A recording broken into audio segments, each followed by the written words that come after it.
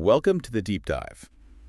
So if you're feeling just completely overwhelmed by the amount of information flying at you every single day, content marketing, new platforms, data sheets, you are definitely not alone. Not at all. The numbers we're seeing show the digital world is generating over 2.5 quintillion bytes of information daily. It's just an incredible amount of noise. And that's the noise we're going to try to cut through today.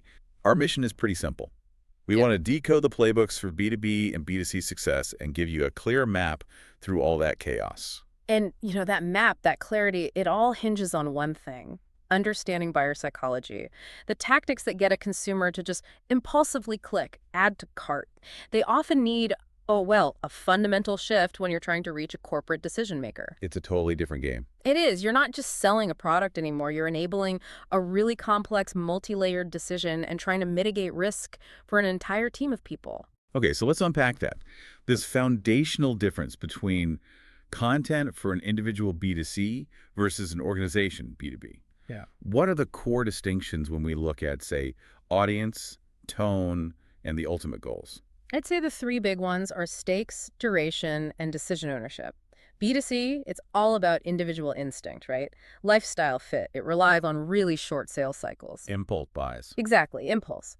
B2B, on the other hand, is defined by proving ROI, building long-term trust, and, this is the big one, reducing risk for the whole procurement team. So it's not just a rational sale, it's an inherently risk-averse one. Precisely. Think about it. When you buy enterprise software or a huge piece of machinery, a bad decision can literally cost someone their job. The stakes are just dramatically higher. So the content itself has to work differently. It has to be more like a justification package. That's the perfect way to put it. The sales cycle is long, months, sometimes years, and the content has to be a step-by-step resource that helps those internal teams justify a huge expense or a major system change. And you can see that difference immediately in the formats, right? Yeah. B2B content is just dominated by these deep, authoritative formats. Absolutely. The tone has to be data-driven. It has to be authoritative. That's why you see things like white papers and case studies everywhere. The data shows 75% of B2B marketers are using case studies, and 56% use webinars. These are not quick reads, they're commitment pieces. For sure. They're designed for a team to review and dissect. Meanwhile, B2C is in a completely different universe. It's all about speed and connection. Right, using humor, bold visuals, pop culture nods. Correct. And the format with the highest ROI there is short-form video. It's all about grabbing attention and delivering that emotional hit as fast as possible. And we see that emotional pull done so well in influencer campaigns. I'm thinking of Fiji Water's campaign with Danielle Bernstein, the We Wore What's blog. Oh, the Body Wore What's campaign? Yeah, that was pure lifestyle appeal. It got something like 2,000 pieces of user-generated content and 190,000 Instagram posts with their hashtag. That's emotion driving immediate cultural buy-in. It's the perfect distillation of B2C success. High emotion, huge reach, and really quick validation. But that just brings us back to the core question then. If emotion and trust in people are so important, how do you capture that human energy when you're marketing, industrial cloud computing? Well, this is where B2B has really been forced to get, more human.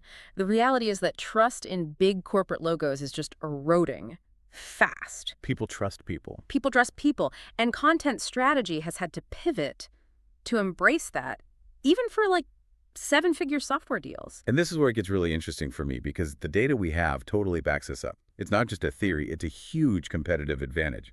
We're talking about employee advocacy. Exactly. Just start with credibility. 92% of buyers trust content from their peers way more than any brand message.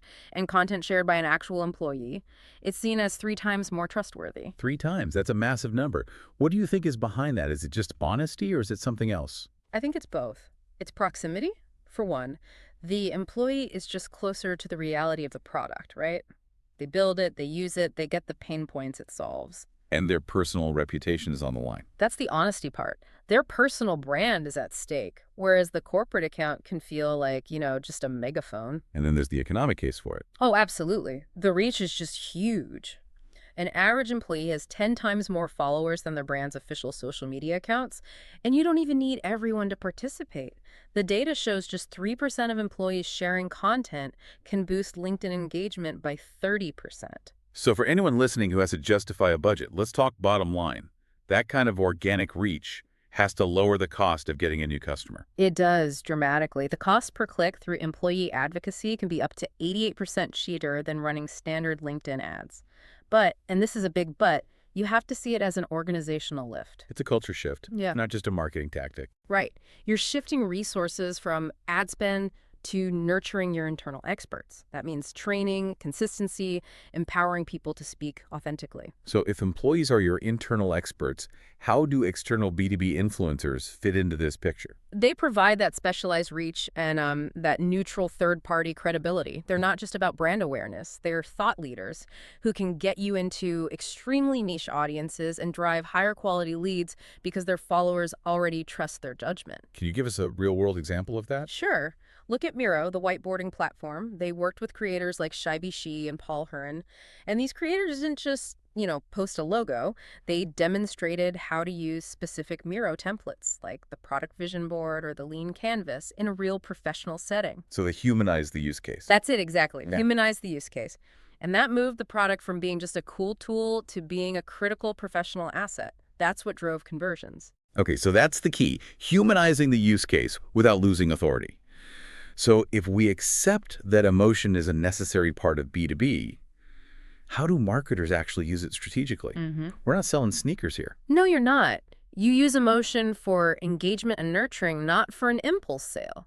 It's about opening the rational mind by addressing a need the client didn't even realize was emotional.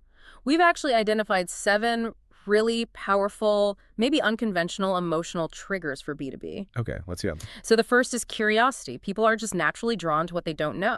You can leverage this with hints and clues. One company did mystery webinars that posed an ambiguous market puzzle and slowly revealed the solution. So it turns learning into a kind of riddle to solve. I like that. Yeah, it's active instead of passive.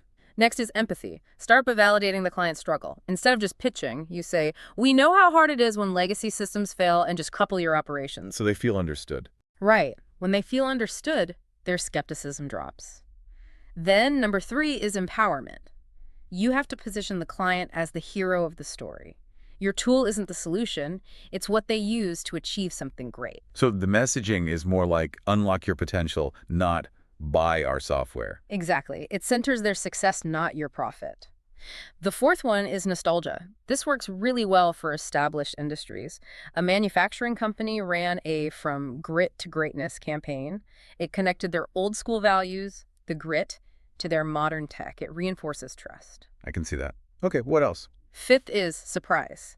Just break the monotony of the feed with something unexpected. A shocking industry statistic, a personalized video. Novelty is incredibly memorable. And number 6? Authenticity. Keep it real. Share the successes, but also the challenges. A software company did a Behind the Code series where developers talked honestly about bugs and setbacks. That vulnerability builds so much trust. What makes them human? It really does. And finally, belonging. This turns a transaction into a partnership. Invite prospects to join our network of industry innovators. That sense of community turns a lead into a long-term advocate. These 7 layers are how B2B earns attention. Okay, so those strategies can fundamentally change the top of the funnel. But at the end of the day, all this earned attention has to translate to growth. So let's talk measurement. How do we actually quantify the spread of this content? We do that using the virality coefficient, which most people know as the K factor. It's a metric that tells you, on average, how many new users each of your existing users brings in. And the formula is pretty straightforward. Very. It's just the number of invites per user multiplied by the conversion rate of those invites. Simple as that. So if I'm running, say, a niche B2B software company, what's the hardest part of that equation? Getting people to send invites in a B2B context seems tough. That is the hardest part. The sharing mechanism has to be professionally relevant. You can't just offer a discount for forwarding an email. You have to make the content so valuable, like a diagnostic tool or a proprietary report, that sharing it actually elevates the sharer's professional status. That's the professional incentive loop. And what kind of K factor are we aiming for? Well, anything over 1 means you've got exponential self-sustaining growth. But honestly, in B2B SaaS, even a small viral loop, say between 0.2 and 0.5, is incredibly valuable. Why is that? Because even that small number drastically lowers your customer acquisition cost, your CAC. It means you're relying less on expensive ads, and it's a huge signal that you have a product market fit people will stake their own reputation on. Okay, speaking of valuable content, let's circle back to formats. What are the key assets that really drive both engagement and conversion in the B2B space? We have to start with white papers. They are such a critical long-term asset, especially in the early research stages. Something like 45% of B2B buyers find them valuable. But they have to be structured correctly, right? Yeah, they have to be. It's a logical flow.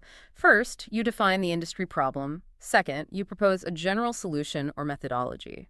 And only then, at the end, do you provide the proof with data or examples. And our sources are clear on this. No hard sell at the beginning. Absolutely not. You have to avoid the sales pitch in the first half to maintain credibility.